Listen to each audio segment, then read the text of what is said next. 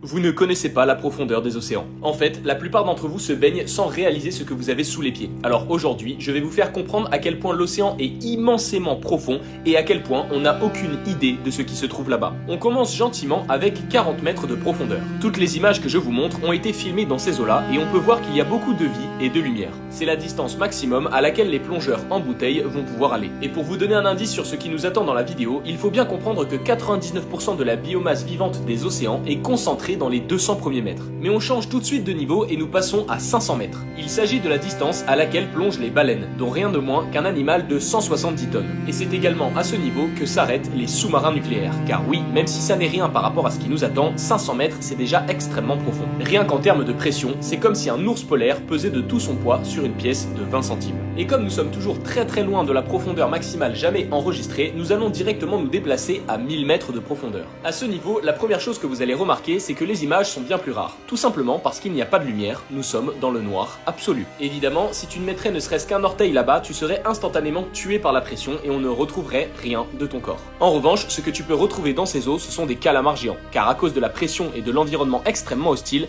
la plupart des créatures connues sont atteintes de gigantisme, donc elles font des tailles démesurées afin de se protéger contre les prédateurs. Et quand je parle de gigantisme, il faut bien comprendre que le spécimen de calamar géant remonté le plus gros faisait pas moins de 750 kg pour 14 mètres de long et avait des espèces de lames de rasoir le long des tentacules. Et si on descend encore de quelques centaines de mètres, nous pénétrons dans le territoire du calamar vampire. Il s'agit d'une créature bien flippante qui possède un sang couleur bleu foncé et qui se nourrit de neige marine. Ses bras possèdent des photophores, ce qui signifie qu'il est capable de projeter des nuages de lumière bleue dans les profondeurs. Et pourtant, malgré toutes ces créatures incroyables, nous ne sommes qu'à 10% de notre voyage. Mais rassurez-vous, la partie 2 est déjà disponible sur mon profil.